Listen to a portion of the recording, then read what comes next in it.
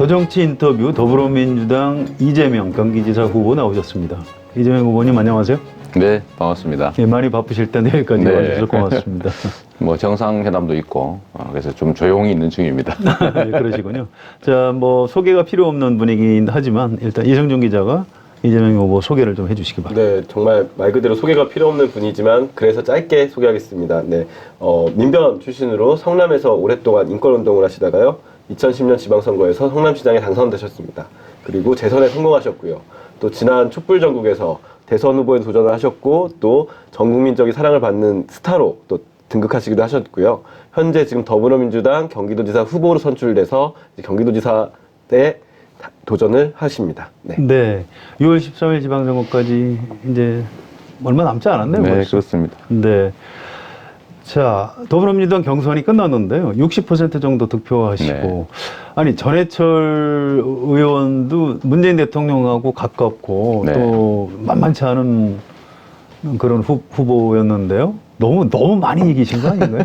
어떻게 그렇게 압승을 하셨습니까? 사실 우리 전해철 후보께서 좀 억울하실 겁니다. 실제로 뭐 역량도 뛰어나고 또 국민들이 기대도 많이 하는 분이신 게 분명한데 이제 두 가지 요인 때문에 좀 불이익을 입은 것 같아요. 뭐죠, 그게? 첫째는 이제 국회에서 문재인 정부의 성공을 지원해야 된다. 혹시 일당이 혹시 무너질 수 있지 않을까? 라는 생각을 아마 일부에서 했던 것 같고요. 뭐 저희도 그 점을 사실 소구했고 또 한 가지는 확실한 승리라는 측면에서 경쟁력이 높은 또 경기도민들이 이제 성남시정을 통해서 저에 대해서 가진 기대들이 좀 있는 것 같습니다. 그 기대들이 이제 높은 지지율로 나타나고 있는데 이제 안전한 승리를 우리 또 당원, 도민들이 선택해 주신 것 같아요. 네, 그렇군요. 끝난 다음에 다른 그 경쟁하셨던 두 분하고는 만나보셨죠? 네, 뭐 당연히 만났고요. 제가 또 끝나고 바로 전화 드렸는데 우리 전해철 후보께서는 제가 전화하려고 하는데 바로 또 전화가 왔더라고요. 아, 먼저 하셨어요? 먼저 해서 뭐 인정하고 네. 열심히 같이 돕겠다 이러셔서 역시 큰 정치인이다 이런 생각했고요. 뭐 양기대 후보 역시 이제 광명 시정을 정말로 잘 이끌었죠. 그렇죠. 뭐 예. 경기도지사를 해도 너무 잘할 분이신데 여하튼 저한테 기회를 도민들은 주셨고 또 바로 또 전화 통화해서 서로 협력하기로 하고 저희가 소위 원팀 뭐 이런 개념 말씀 자주 하지 않습니까? 선거만 같이 돕는 거를 좀 뛰어넘자. 제가 못 가진 거를 양기대 후보가 가지고 계시기도 하고 또 특히 전해철 후보 같은 경우는 뭐 상당한 정치력과 당내 기반을 가지고 있으니까 도정을 운영하는데도 같이 협력하면 참 좋겠다. 그래서 승리의 과정뿐만이 아니라 승리 후에 성공적인 도정도 같이 좀 하면 좋겠다 이런 얘기들을 나눴습니다. 네, 그 두 분도 사실 실력이 꽤 있는 정치인들인데. 뛰어나죠. 네. 이 저도 인정합니다. 경쟁자를 좀 잘못 만난 것 같아요. 너무 센 사람하고. 좋은 경쟁자를 만난 거죠. 아, 그런가요? 네. 알겠습니다. 네. 자, 그런데 지금 여론조사를 보면 자유한국당은 이제 남경필 네. 현 지사죠. 가 나오게 돼 있는데 뭐 많이 이기는 걸로 나오거든요. 네. 뭐 게임 끝났다 이런 얘기들도 많이 하는데 실제 결과가 그렇게 나올까요? 어떻게 보십니까? 저는 그렇게 생각하지 않습니다. 왜 그렇죠? 너무 좀 엄살 부리시는 거 아닙니다. 아닌가요? 우리는 이제 통계적 수치도 가지고 있고 또 과거의 경험도 가지고 있죠. 한명숙 전 총리께서 서울시장 선거를 나갔을 때 여론조사에는 엄청나게 많이 뒤졌었죠. 제가 기억으로는 거의 20% 가까이 뒤졌던 걸로 기억하는데 거의 박빙으로 졌습니다. 숨은 표가 있었던 거죠. 숨은 표가 네. 10% 훨씬 이상이었던 겁니다. 이 경기도지사 선거뿐만이 아니라 이번 지방선거에 답하는 응답층의 분포를 보면 문재인 대통령을 찍었던 사람들이 원래는 41%, 2% 선인데 55% 이렇게 나오고 있어요. 많게는 50% 후반까지 올라갑니다. 그 대신 홍준표, 안철수 후보를 찍었다는 사람이 실제는 20% 아닙니까? 그렇죠. 그런데 실제는 10% 초반대밖에 없어요. 네. 즉 여권 지지층이 과도하게 응답하고 있다. 그러니까 응답률에서 좀 문제가 있는 거죠. 저는 15%에서 20%까지는 안심할 수 없는 단계라고 보고 그 정도는 그냥 가뿐하게 따라올 거라고 보죠. 그 다음에 진짜 경쟁이 벌어진다 이렇게 생각해서요. 저도 낮은 자세로 열심히 해야 되고 이제 이겼다 이렇게 생각하면 정말로 우리 국민들께서 혼을 내줄 수도 있겠다. 선거가 좀 그런 면이 그렇습니다. 있죠. 네. 절대로 그렇게 생각하면 안 되는 거죠. 자, 이재명 후보의 정치적인 성향이 너무 좀 진보적이다 이런 네. 자유한국당 쪽 비판이 있고요. 또 경기 북부 같은 네. 데는 유권자도 성향이 꽤 보수적인데요. 네. 그 부분에 대한 대책 같은 거 가지고 있나요? 근데 저는 그게 일종의 이제 의도적 착시라고 생각해요. 그러니까 좀 더 씌워진 프레임 같은 거죠. 저는 성남시 시정을 했는데, 물론 처음에는 이제 분당으로부터 배척받았죠. 그러나 지금은 오히려 본시가지보다도 분당 쪽의 시정 만족도 기대가 훨씬 더 높습니다. 통계 자료상 그렇죠. 북부도 마찬가지인데, 저는 북부 주민들이 오히려 저한테 기대하는 게 있다고 생각합니다. 북부는 억울한 지역이거든요. 그 접경 지역이죠. 예. 네. 이 분단의 고통을 혼자 그냥 막 독박을 쓰고 있는 거예요. 예를 들어 동부 지역은 상수원 보호라고 하는 우리 수도권의 주민들의 식수를 위해서 희생을 혼자 치르고 있죠. 그렇죠. 이런 불균형 문제, 그러니까 특별한 희생을 치르는 데 대한 특별한 보상이 없는 이런 문제를 해결하는 게 저의 좀 정치적 과제입니다. 저는 수도권의 단체장을 하면서도 결코 지방 분권과 그 자치라고 하는 것을 절대 버리지 않았거든요. 그 이유는 뭐냐면 사람 사이의 불평등을 해소하고 공정한 기회를 부여하는 게 중요한 가치인 것처럼 지역 간 격차나 불공정도 반드시 해결을 해야 될 우리의 과제라고 생각해요. 그런데 이 북부는 또는 경기 동부는 모두를 위해서 특별한 희생을 치르고 있는데 오히려 그에 대해서 혜택을 주기는커녕 불이익을 계속 주고 있죠. 그래서 이걸 시정해야 된다는 얘기를 제가 말씀을 드리면 북부 지역 주민들이 공감도가 상당히 높아요. 저는 설득할 수 있을 거라고 보죠.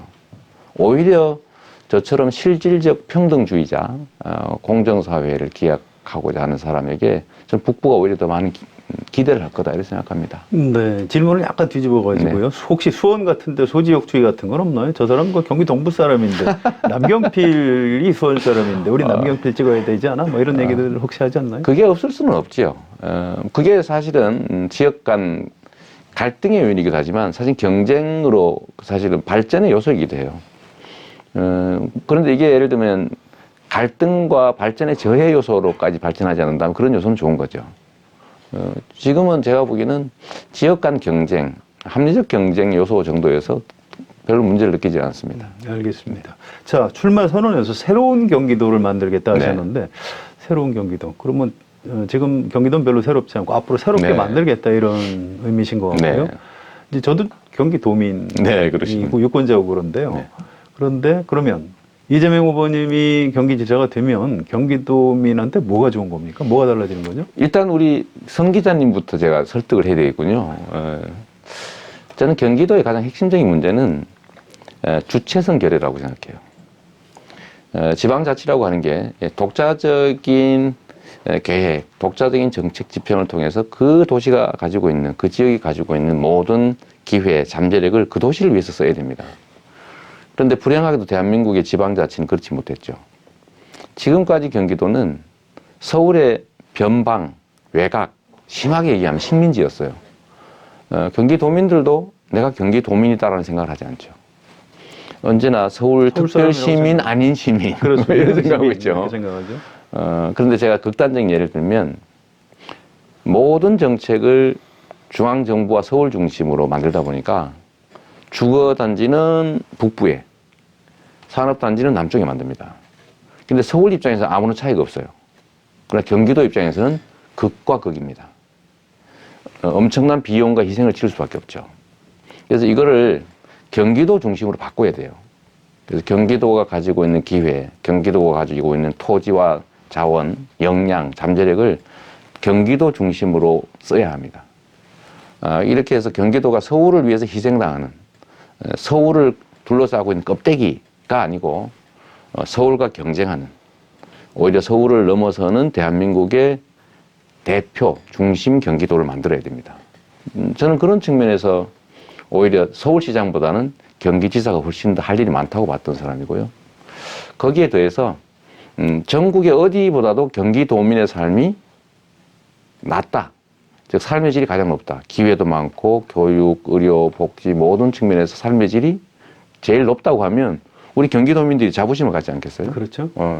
그렇게 해서 과거에 성남시가 예를 들면 성남 산다는 얘기를 하고 싶지 않았던 곳에서 이제는 성남으로 이사 가고 싶다.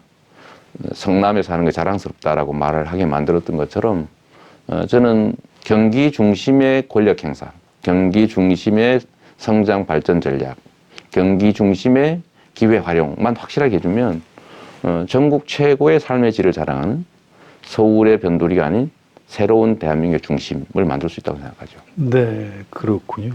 저는 뭐 그 생각하면 사실은 가슴이 좀 그렇습니까? 벌떡을 하죠. 네, 이런 그 열표식 같은 게 좀 자주 경기도에 좀 있는 게 사실입니다. 이 곁가지 질문인데 네. 혹시 경기도가 너무 크니까 경기 남부하고 경기 네. 북부로 나누는 게 나누자. 어떠냐 이런 아이디어에 대해서는 어떻게 생각하십니까? 사실 이게 이제 이번에 꽤 큰 쟁점이 될 수 있는데 저는 자치와 분권, 그다음에 자율과 경쟁이라는 측면에서 저는 분도를 찬성합니다. 네. 경기도 너무 커요. 사실 자치가 안 됩니다. 분권은 좀 될지 모르겠는데 자치와 경쟁이 잘 안 돼요. 그런데 지금 현재 상태로 북도를 분리해 놓으면 그 재정 자립도 문제를 해결할 수가 없습니다. 그렇죠. 북쪽은 너무 못 살죠. 그럼 못 살죠. 네. 그런데 이거를 지금 현재 특별한 조치나 아니면 대안 없이 분할할 경우에 자치를 할 수 있을지는 몰라도 삶의 질은 더 떨어질 수밖에 없어요. 그렇다고 분도하는 것 자체가 북쪽 지역의 발전을 담보하느냐, 규제를 해제하는 뭐 근거가 되느냐, 그건 또 아니거든요. 그래서 분도는 해야 되는데 분도를 하는 것이 북부 주민의 삶을 개선하고 북부 발전을 좀 더 나은 방향으로 담보할 수 있는 조건이 돼야 됩니다. 그런 조건을 만들어서 분도하자. 그래서 좀 저는 단계적으로 분도해야 된다. 지금 당장은 좀 어렵다. 그런 하는 것이 오히려 북도 주민들에게 피해를 입힙니다. 네. 그리고 북부 중에서도 또 서부와 동부 입장이 또 달라요. 또 다르죠. 네, 네. 북동부는 좀 분할 좀 하고 싶어 하는데 너무 화가 나니까 너무 소외되고 있으니까요. 근데 북서부 쪽은 별로 문제를 못 느껴요. 네. 오히려 나빠질 수 있으니까요. 예. 앞으로 이제 경기도지사 이제 본선 치르면서 네. 좋은 토론 기대하고요. 네, 거기다 하나 제가 덧붙이면 말씀하시죠. 그 말씀을 못 드렸는데 네. 근데 이게 사실은 또 다른 논쟁이 있어요. 북부의 그 저발전 상태를 해소하기 위해서 또는 경기 동부의 규제 문제를 해소하기 위해서 서울로 다 통합하자 이런 논의가 있죠. 그런 얘기 있죠. 광역 서울도. 네. 저의 정치적 이제 상대가 되실 남경필 지사께서 제안하신 건데 서울, 인천, 경기를 서울로 하나 묶자. 근데 이건 사실은 지방 분권과 자치를 포기하는 거죠. 경쟁을 아예 못하게 하는 거예요. 그러면 합치는 것이 북부 또는 동부 지역의 규제를 해제 또는 철폐하는 수단이 되느냐? 그건 또 아니거든요. 경기도이기 때문에 규제하는 게 아니고 서울 외곽의 성장 또는 훼손을 방지하기 위해서 하는 거기 때문에 통합한다고 해결되지 않아요. 그건 인과관계가 없는 얘기죠. 그 광역권 안에서 또 역할 분담이 있을 있기 때문에 테니까 어쩔 수 없죠. 네. 경기도는 여전히 좀 희생하는 지역으로. 경기였던 지역은 여전히 희생하는. 여전히 서울의 외곽 변두리. 그런 함정이 좀 숨어 있군요. 네, 그렇습니다. 네, 참 어려운 문제네요. 네. 자, 그 정책과 관련해서 제가 뭐 간단히 두 가지만 좀 여쭤볼게요. 일단 네. 미세먼지 대책 같은 걸 좀 가지고 계신가요? 미세먼지는 참 어려운 과제 중에 하나예요. 예를 들면 적은 비용으로 쉽게 해결할 수 있었다면 지금 여기까지 오지 않았죠. 그야말로 백가쟁명 상태라고 할 수 있습니다. 그래서 저는 이게 사실 우물, 그러니까 연못 속에 우리가 사는 물고기라고 한다면 어느 순간에 연못이 탁해지고 있는 거예요. 오염이 되고 있는데 왜 오염이 되고 있을까? 누군가가 오염을 시키면서 이익을 보기 때문입니다. 이걸 사실 우리는 인정해야 돼요. 예를 들면 화력발전소. 그게 사실 미세먼지의 한 원인이잖아요. 싸게 돈을 벌기 위해서 미세먼지를 과다 배출하기 때문에 생긴 문제죠. 네. 싼 연료 쓰고 배출 기준이 엉터리고. 예를 들면 경유차, 건설기계 뭐 이런 것들 그냥 옛날 거 그냥 막 쓰잖아요. 또 이런 것도 있습니다. 경기도에서 가장 미세먼지가 많은 지역이 어디일 것 같아요? 그냥 딱 서울 그렇죠. 근처 같죠. 네, 네. 제일 깨끗한 데는 아마도 북동부. 네, 북동부겠죠. 네, 전혀 반대입니다. 아, 경기 북부의 포천이 가장 미세먼지 농도가 높습니다. 이유가 뭐냐면 그것을 불합리하게 규제를 하다 보니까 영세 공장들이 잔뜩 들어간 거예요. 집단화되지 못하고. 그러니까 이 규제의 역효과였던 거죠. 대규모는 규제를 하니까 소규모 공장들이 빼곡하게 들어선 겁니다. 근데 거기는 어떤 걸 하고 있냐면 가장 오염도 심한 고체 연료 있지 않습니까? 뭐 배타이어 뭐 이런 거 있잖아요. 이런 것들을 막 떼는 거예요. 그 미세먼지 배출 기준은 아예 적용도 안 되죠. 그리고 영세하니까 단속도 안 돼요. 그래서 이런 불법 소각이라든지 영세 그 사업장들의 막 미세먼지 배출 이런 것들에 대해서 우리가 통제를 하는 게 일단 중요해요. 그러니까 과거 방식으로 불법이나 부당한 행위를 통해서 이익을 보는 시스템을 이제는 많은 비용을 지출하더라도 좀 더 나은 삶을 살 수 있는 곳으로 가야죠. 근데 이걸 못 하는 겁니다. 그래서 발전소에 대한 연료 교체라든지 배출 기준 강화 또는 불법 소각, 연소 과정에 대한 통제 또는 뭐 미세먼지 저감 장치에 대한 지원 강화 이런 것들이 종합적으로 이루어져야죠.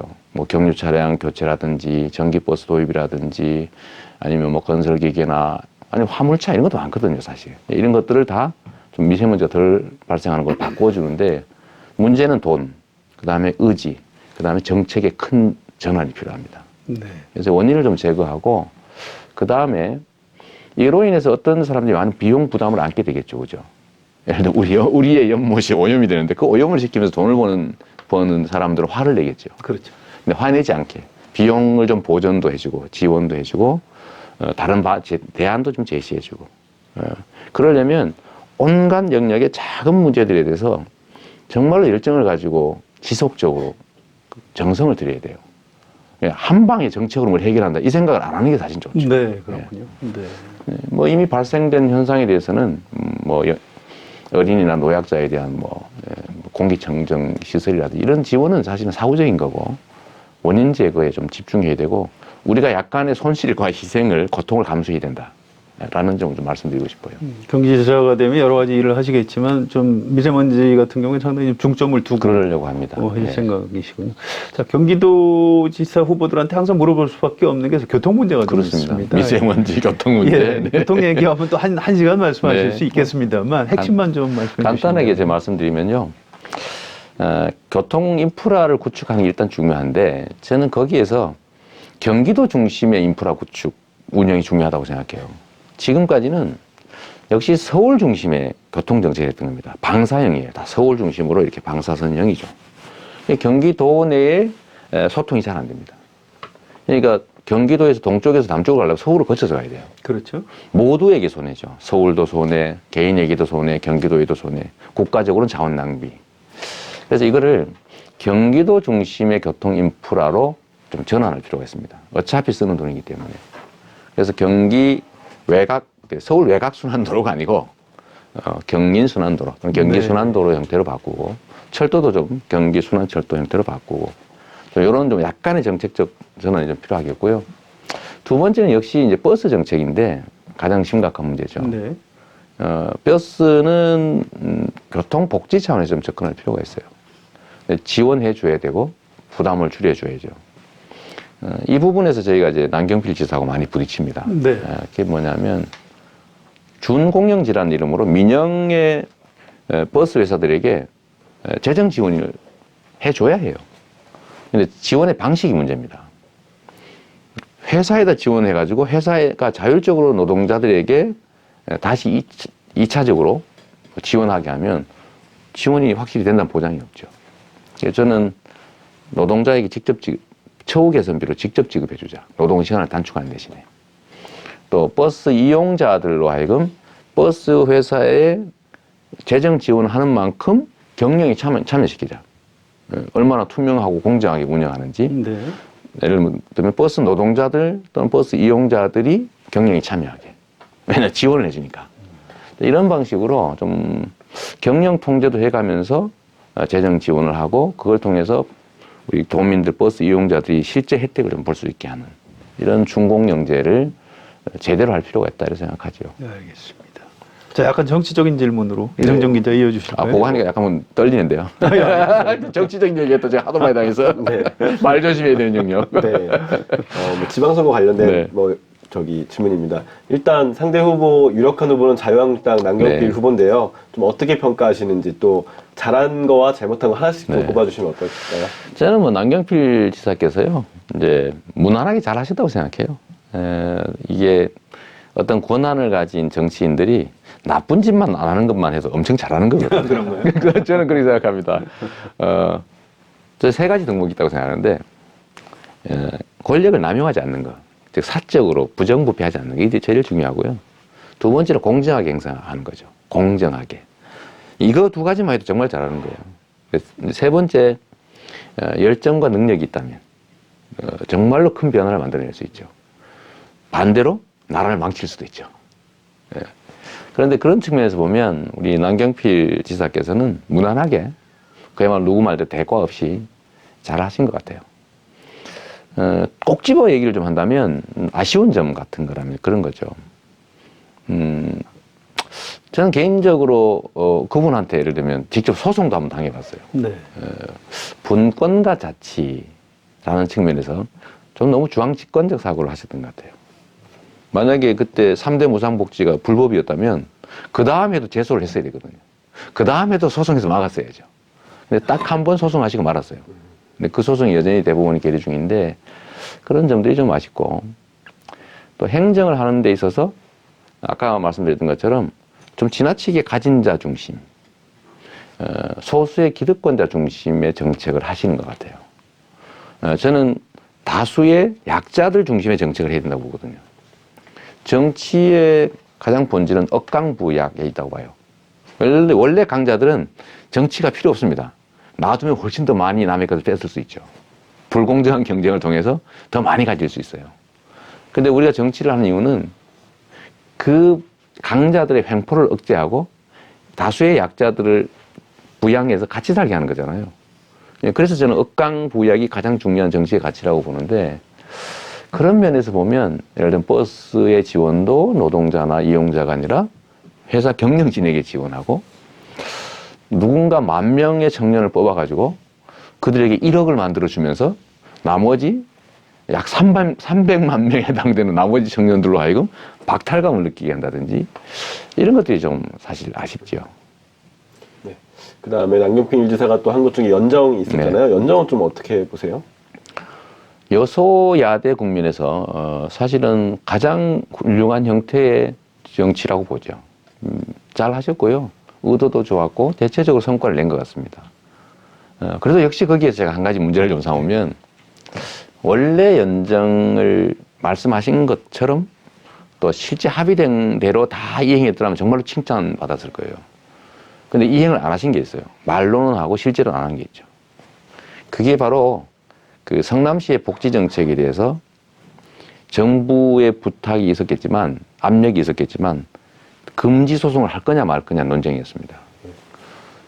경기도 연정 합의문에 의하면 복지는 민주당의 몫이었고, 민주당에서 추천한 부지사가, 연정 부지사가 복지 문제는 정권을 갖고 있었어요. 근데 그 당시에 민주당 부지사는 소송하면 안 된다. 성남시가 자기 돈으로 자율적으로 하는 걸 왜 법으로 막으려고 그러냐. 안 된다라고 반대했는데 법무관실을 통해서 결재해가지고 제소했거든요. 네. 결국은 그런 아쉬운 점, 오게티보다는 조금 큰 흠결인데 네. 그런 점을 감안하더라도 역시 전체적으로는 좋은 시도였고 성과를 냈다고 생각합니다. 네. 경기도지사 선거는 결국 이제 수도권이랑 네. 같이 움직일 수밖에 네, 없잖아요. 이건 서울시장 입장에서도 마찬가지고 인천시장 입장도 마찬가지인데, 일단 서울시장 선거 전망은 좀 어떻게 하시나요? 박 시장께서 잘 해오셨고 앞으로도 잘할 거라고 믿기 때문에 저는 무난하게 당선되실 거라고 봐요. 네. 네. 이제 보면 자유한국당이나 바른미래당 이제 후보를 냈습니다. 안철수 후보와 그다음에 자유한국당 김문수 후보. 네. 이분에 대해서는 좀 어떻게 평가하시는지요? 네. 다른 분들에 대해서 제가 말씀드리긴 좀 그런데, 일반적인 말씀을 좀 드리면, 정치인은 국민이 쓰는 도구지 않습니까?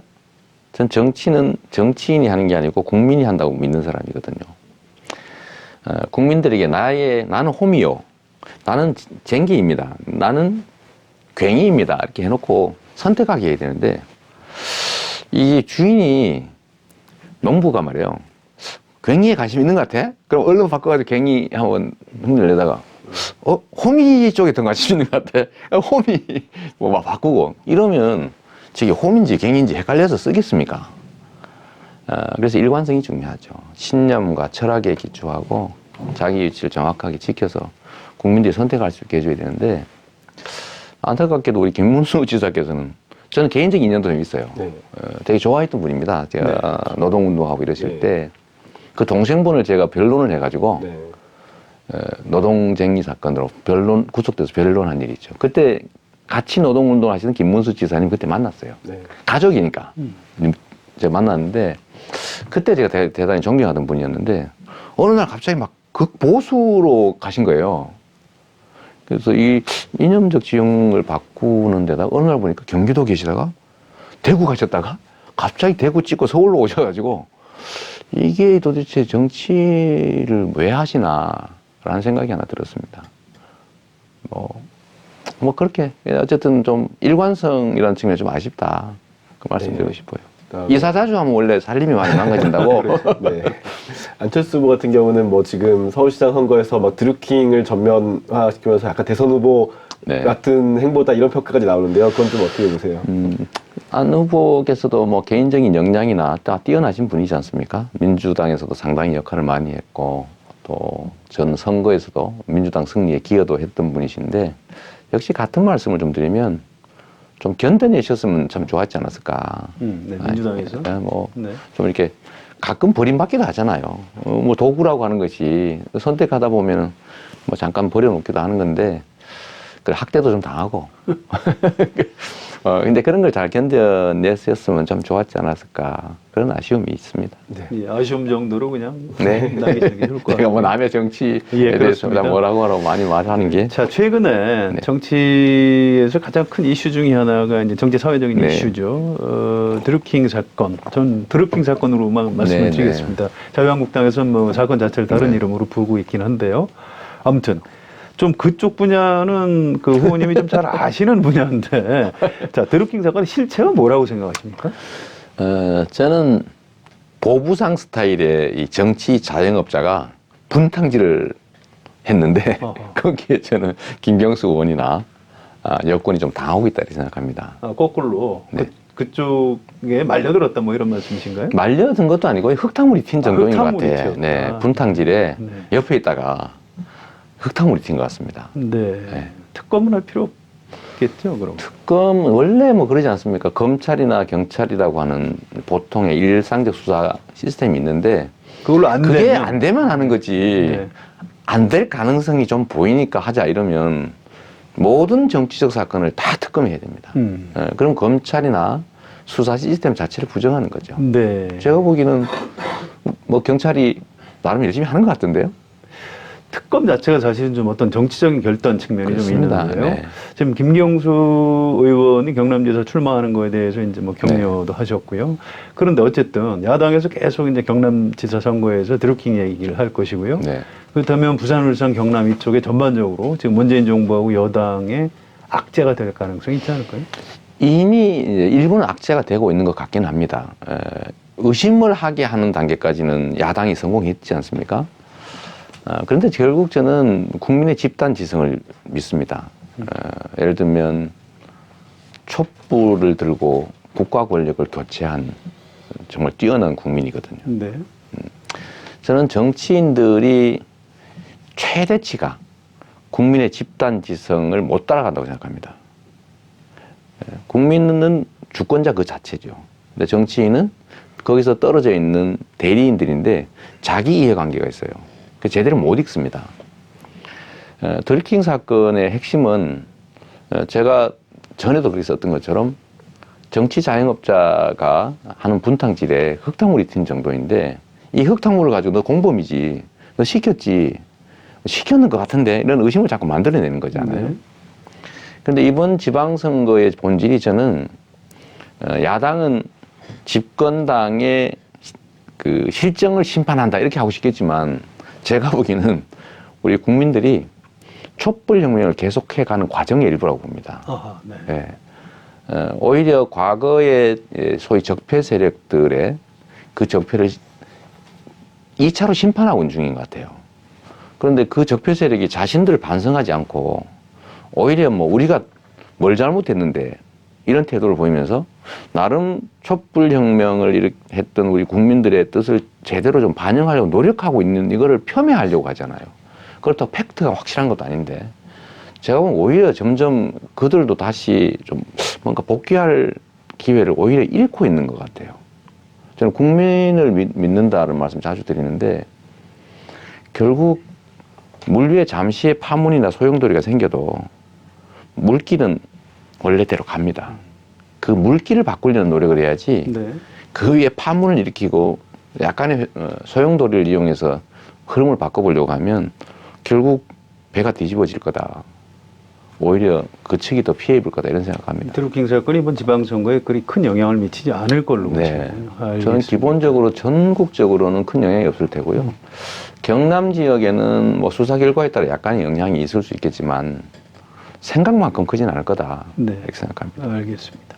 자, 경선 과정에서 뭐 이런저런 논란에 좀 휘말리셨는데요. 네. 이런 뭐 해경궁 김씨 뭐 트위터 아이디 또 최근엔 뭐 일베 회원 논란 뭐 이런 것도 있고 그래. 그래서 엊그제 사과 비슷하게 이렇게 글도 쓰시고 그랬던데요. 뭐 이게 지금 이거 제가 내용이 궁금한 건 아니고요. 왜냐하면 이미 그 알만한 분들은 다 아시는 거고. 네. 그러니까 입장만 좀 설명을 해주시죠. 제가 이제 사실은 작년 대선 경선, 그 다음에 이번 경기도지사 경선에서 정말로 많이 배웠어요. 깨우친 게 많습니다. 그냥 교과서 속에서 들은 이야기, 전문가 조언에서 들은 이야기가 체득되는 과정이었던 것 같아요.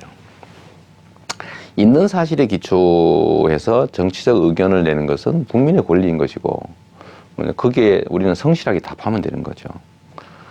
국민은 1억 개의 눈, 1억 개의 귀, 5천만 개의 입을 가진 전 집단 지성체라고 보는 입장이기 때문에 팩트를 제시하면 악의를 가진, 의도를 가진 사람들이 아닌 대다수의 선량한 국민들은 그냥 다 들이다 볼 수 있다고 봐요. 뭐 저는 뭐 이렇게 말씀드릴 수 있죠. 저는 제 아내를 사랑하고요. 아내를 믿어요. 뭐 저도 약간 이상한 게 솔직히 있긴 있어요. 왜 그랬지? 뭐 도대체 왜 이러지? 이라는 게 있긴 하지만 HK 이기면은 김은국 씨도 있는 거고요. 네. 그렇지 않습니까? 뭐 이런저런 문제 제기하는 거 다 분석해 보니까 또 사실이 아니에요. 뭐 그런 정도고 일베이가는 좀 황당한 얘기인데 제가 도둑 잡으러 도둑 속으로 들어갔던 일이 있어요. 예, 알고 있습니다. 근데 너 도둑놈이지 이렇게 얘기하는 거잖아요. 예. 근데 저를 도둑으로 믿는 사람은 어쩔 수 없는 거죠. 네. 그래서 그냥 그렇게 제가 사과라기보다는 다 받아들이겠다. 받아들이겠다. 네, 다 받아들이고 업보다 제가 아까 이 스튜디오 들어오면서도 제가 우리 PD님한테도 그 말씀드렸는데 과거에 제가 대선 경선이 끝난 다음에도 일부 저를 지지했던 사람들이 민주당 당사 앞에서 그 농성한 일이 있어요. 예. 제 아내는 뭐 이렇게 지원 뉴스에 다니고 예. 저는 사표 써놓고 이제 지원 언제든지 난 사표 내고 나간다 하고 있는데도 제가 말리는데도 상관없다. 그리고 그 계속 반대 운동하고 뭐 하더니 결국은 어떻게 됐냐면 최근에 성남시청 앞에 와서 데모를 하고 있더라고요. 네. 이재명 정경은 되라. 뭐 이러면서. 그러니까 이게 그렇군요. 정치 지지자들 또는 정치에 관여하는 국민들 이분이 균질하지 않습니다. 네. 별 사람 다 있는 거죠.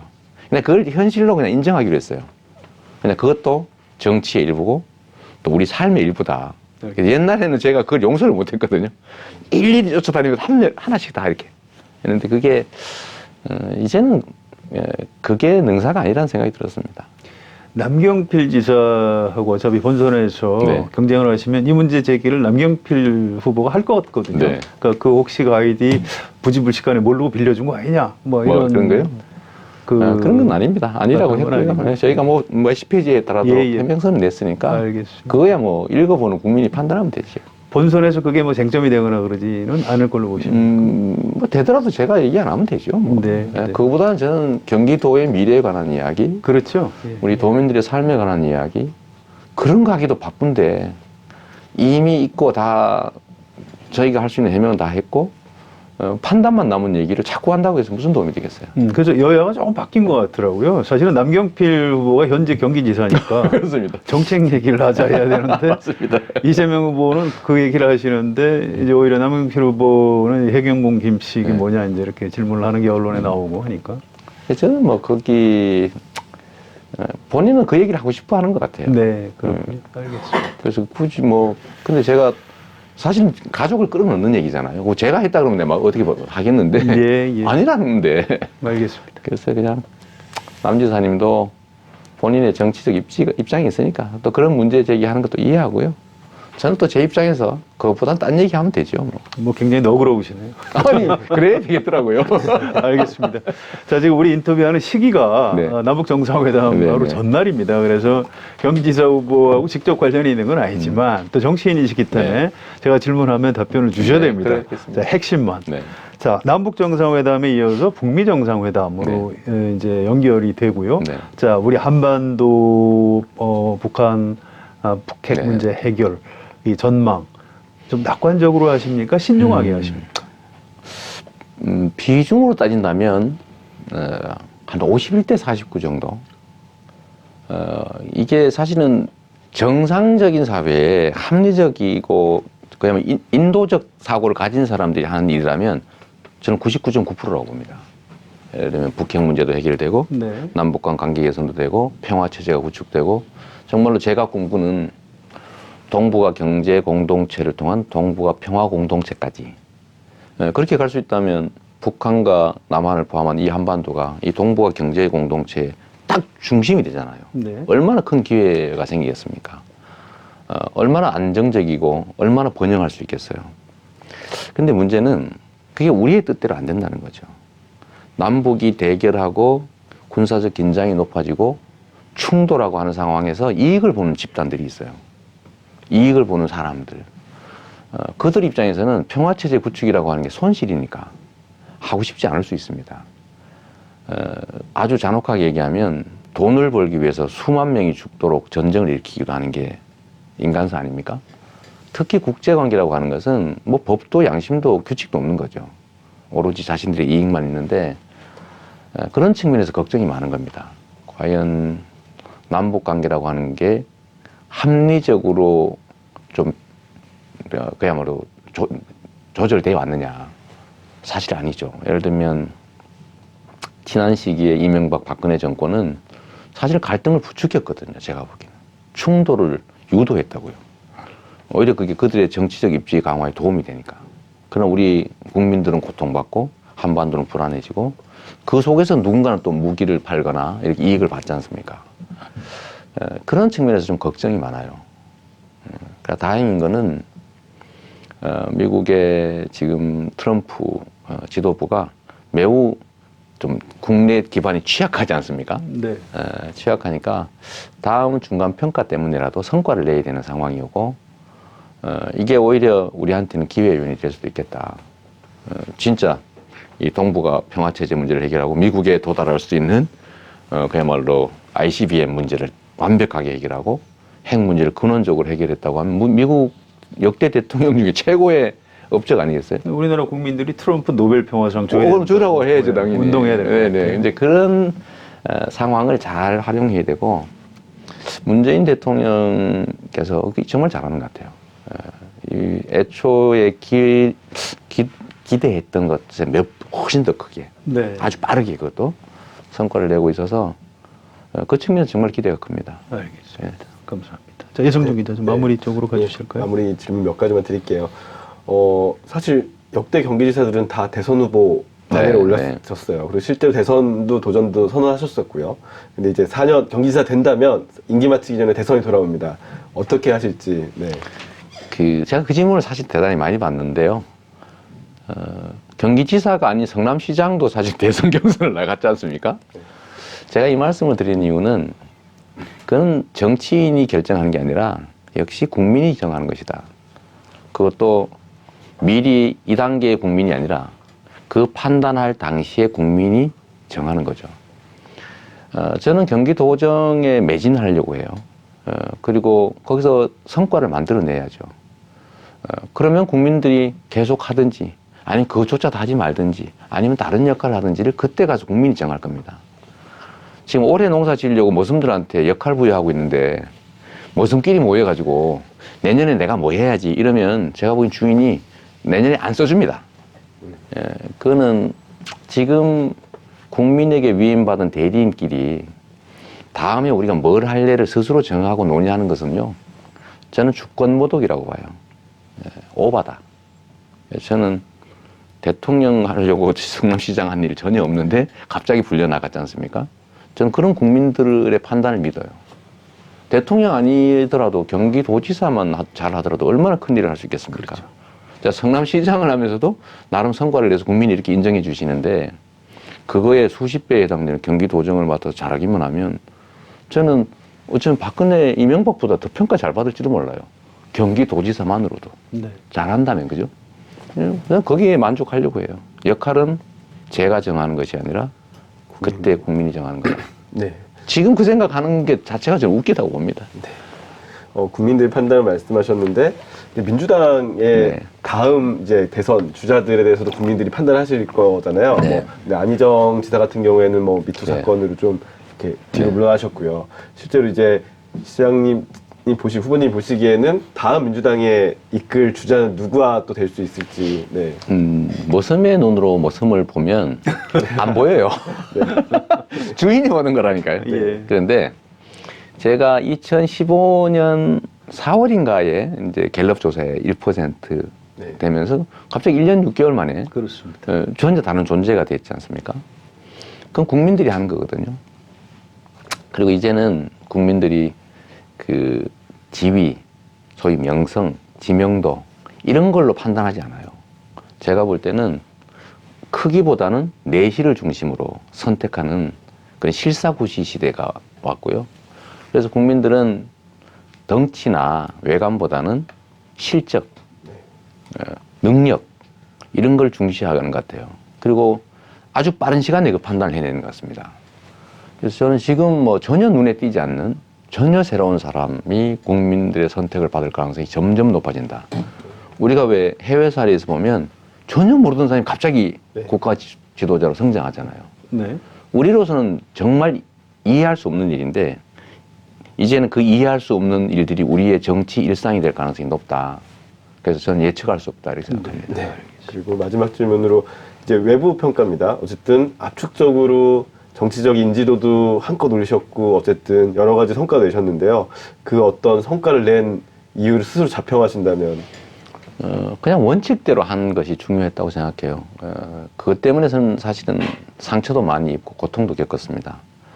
아까 말씀드렸던 공적 권한을 사적으로 남용하지 않는 것, 부정부패하지 않는 것, 이 정말 말은 쉬운데 정말 쉽지 않아요. 그렇게 어렵습니까? 제가 예를 하나 들어볼게요. 얼마 전에 제가 1,800억을 시민들한테 배당하겠다 이런 얘기 한 일이 있습니다. 근데 사실은 제가 그 사업으로 번 돈이 5,500억이었는데 제가 취임할 당시에 그게 민간 개발하기로 돼 있었어요. 그래서 제가 민간 개발이냐 공공 개발이냐를 선택해가지고 공공 개발로 바뀌었죠. 성남시는 투자 하나 안 하고 그냥 이 사업권을 준 조건으로 5,500억을 받았습니다. 그때 엄청난 로비가 있었어요. 30년 전에 돌아가신 아버지의 어릴 적 친구가 나타난 거예요. 네. 제가 아는 모든 라인이 총동원되고 제가 두려워할 수밖에 없는 모든 실력자가 다 압력을 넣기 시작한 거예요. 제가 세상에 아는 모든 인이 다 동원되더라고요. 견뎌냈죠. 그 결과가 사실은 5,500억이라고 하는 불로소득을 얻은 겁니다. 우리 형님 문제, 제가 그것 때문에 사실은 제가 비난받잖아요. 제가 잘못했죠. 안 그랬으면 좋았겠지만, 그거 어떡합니까? 친인척 문제가 얼마나 심각해요. 제일 어려운 게 친인척 문제입니다. 어떻게 할 수가 없는 거예요. 그냥 존재 자체가 권력입니다. 시장의 형, 권력이잖아요. 시장의 조카, 권력이잖아요. 제가 그걸 차단하니까 어떻게 되겠어요? 싸움 나잖아요. 그래서 결국은 험악한 일이 벌어지고, 저는 이제 보복당한 거죠. 녹음해가지고, 형님이 어쨌든 그걸 공개했지 않습니까? 그러니까 그런 걸 견디는 게 쉽지가 않습니다. 그런 거 하나 하고, 두 번째는 공정한 행사, 권력 행사. 그건 그것보다는 조금 쉬운데, 그건 역시도 쉽지 않습니다. 식구 먹이 살려야 되거든요. 우리 가까운 정치 집단들, 먹이 살려야 되잖아요. 네, 그런 것들을 견뎌내는 게 중요한데 저는 나름 그걸 견뎌낸 것 같아요. 그래서 국민들이 그걸 인정해 준 게 하나 있고, 두 번째는 제가 이 문재인 대통령님한테 그 말씀 잠깐 드린 일이 있는데, 우리가 어떤 성과를 내려면 한 방이 없다. 그래서 반집승부라고 생각하고 반패를 이겨야 된다. 제가 이런 얘기를. 제가 성남에 오실 때 그 말씀 한번 드렸어요. 국회 개혁 입법을 통해서 막 대대적으로 시스템을 바꾸기 안 된다. 저항이 극렬해서 불가능할 수도 있고 쉽지 않기 때문에. 그러나 국민들은 어느 순간에 기분은 좋은데, 적폐는 청산되고 남북 관계는 이렇게 좋은데 내 삶은 뭐가 바뀌었지? 네. 라고 생각하는 순간이 옵니다. 그러면 그때 아, 이게 바뀌었구나 라고 생각할 수 있게 해야 되는데, 그거는 바로 체감되는 작은 것들이다. 그러니까 손이 많이 가는 거예요. 크지 않은 작은 거를 촘촘하게 막 성실하게 모아야 되는 거죠. 저는 성남에서 저는 뭐 엄청난 예산을 퍼가지고 막 시민들한테 퍼주기 위해서 인기를 얻었다고 생각하는 그런 분들이 계신데, 성남에는 1인당 예산이 다른 시보다 적습니다. 세금을 많이 내니까 정부가 지원을 안 해주고, 지원을 안 해주니까 자율적으로 할 수 있죠. 근데 그게 이제 저희 기회 요인이어서 막차까지 세금 아껴가지고 예산 아껴서 다른 거 하고 이렇게 했지만, 그게 엄청난 돈이 들어간 게 아닌 거예요. 교복, 뭐 2조 예산 중에 30억 아닙니까? 네. 산후조리 지원 2조 예산 중에 50억이에요. 청년배당 2조 예산 중에 100억입니다. 겨우 이런 거, 뭐 교육 지원 예산 150억, 2조 중에 얼마 되겠어요? 뭐 일자리 복지 예산, 이 해봐야 한 4, 500억 정도에 불과한데 사람들이 느끼는 겁니다, 그걸. 그래서 이 체감되는 실천적인 정책들을 많이 한 것, 이런 것들을 국민이 인정해 주신 것 같아요. 뭐 엄청난 뭘 확 해서가 아니고 곳곳에서 느껴지는 정성들 있지 않습니까? 국민도 사람이잖아요. 우리 성 기자님도 사람인 것처럼. 인간이죠. 그럼요. 사람인데, 예를 들면 뭔 큰 나쁜 짓을 했다고 밉습니까? 예를 들어 사업 실패했다고 밉지 않아요. 아침밥 먹는데 표정 하나 이런 게 섭섭하잖아요. 그게 갈등의 요인이죠. 그래서 진심과 정성을 다하는 거, 그걸 진정성이라고 표현하긴 하는 것 같더라고요. 그런 것들이 저는 저의 좀 인정받는 요인이 아닐까 그렇게 생각합니다. 다른 정치인들이 원칙, 진정성 이렇게 얘기하면 저 또 뻔한 단어를 쓰는구나 이런 느낌이 있는데 네. 이재명 후보님의 어떤 삶의 체험하고 연결시켜서 설명을 해주시니까 아 그렇겠구나. 네. 앞으로 정치하실 분들은 오늘 이 인터뷰 꼭 봐야 이재명 후보의 비법 이런 걸 좀 배울 수 있을 것 같습니다. 감사합니다. 자세한 당연한 말씀 얘기인데요. 네, 감사드리고요. 마무리 인사를 좀 부탁드리겠습니다. 네, 우리 민주당의 당원 여러분, 그리고 우리 경기도민, 그리고 우리 국민 여러분께서 저한테 기회를 또 주시려고 하시는 것 같습니다. 제게 주어진 기회를 저를 위해서가 아니라 우리 경기도민, 그리고 민주당 정부의 성공, 그리고 대한민국의 발전이라고 하는데 다 쏟도록 노력해 보겠습니다. 결과는 알 수 없지만 기회를 주시면 아, 역시 이재명이 하니까 다르구나. 서울의 변두리 경기도가 아니라 서울보다 앞서가는 기회도 많고 삶의 질도 높은 대한민국의 최고 경기도가 되는구나 라는 생각이 들 수 있도록 최선을 다하겠습니다. 고맙습니다.